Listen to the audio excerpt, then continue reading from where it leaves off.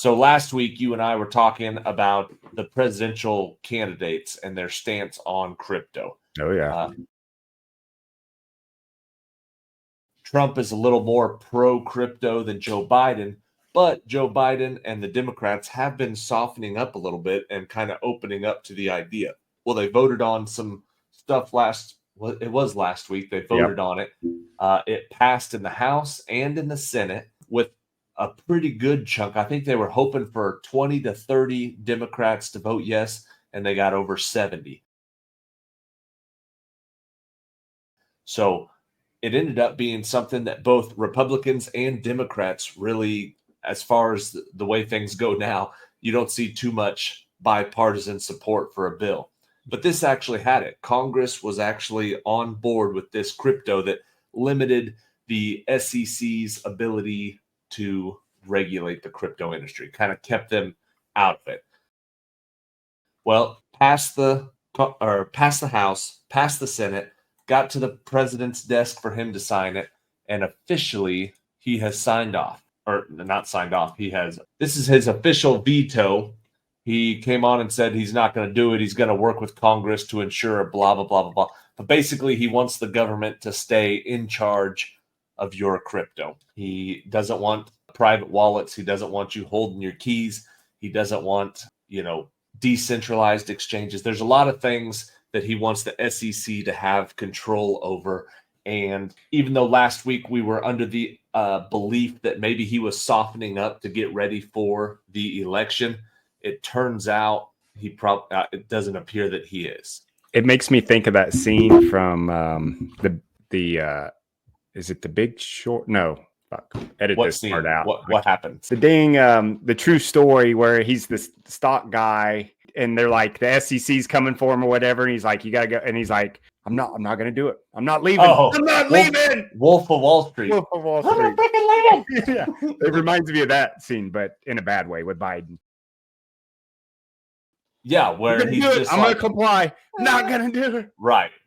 And it was sort of poorly timed. They said once Trump, his election campaign, obviously, well, depends on who you talk to, either took a hit or got a boost last week when he was convicted on 34 charges.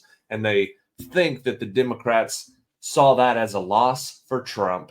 And so they decided they didn't have to be as soft on crypto as they normally were. However, a lot of articles like the one you see here say that him vetoing that bill may have cost him the 2024 election. Now, I don't know. I feel like you and I are in the minority of people who care about crypto, but there are a lot of people who do this, like we were talking about when we were going over the Raoul Pal video.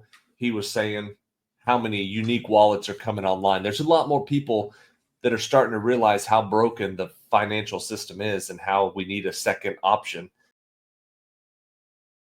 And so I don't know if this is going to end up being a one-issue election, but there are quite a few issues, but there are a lot of people that care enough about crypto that if you're going to be doing stuff like this, they're going to vote for the other guy. Yeah, and that's only those numbers are only going to grow. It's super painful personally. It's also very painful because it's going to drastically stifle the US's ability to be competitive and to gain market share with blockchain and crypto. And that's actually good. The Austin Campbell, he tweeted out, it's nice to see that the Biden administration still somehow supports FTX and the offshoring of the financial industry.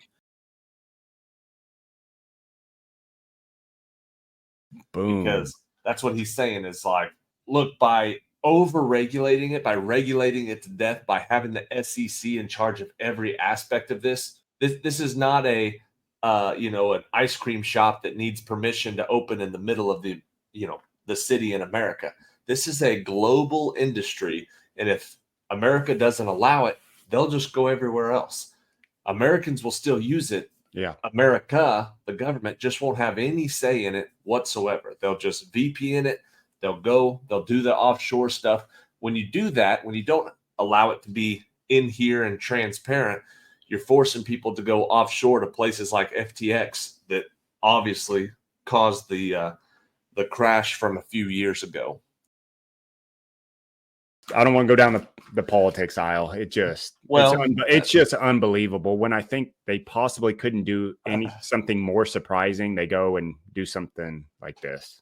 Right. Well, the good news is if we end up going into a bull market with crypto, then the crypto bros have quite a bit of money and are willing to flood the 2024 elections with cash. They will be supporting the candidate that is okay with that. And so, there's just articles everywhere about Biden's veto and coming from, I haven't seen any positive ones, like, hey, good job, Joe Biden. It's all kind of, both sides of the aisle, rich people, poor people, old finance, new finance. Everybody's kind of like,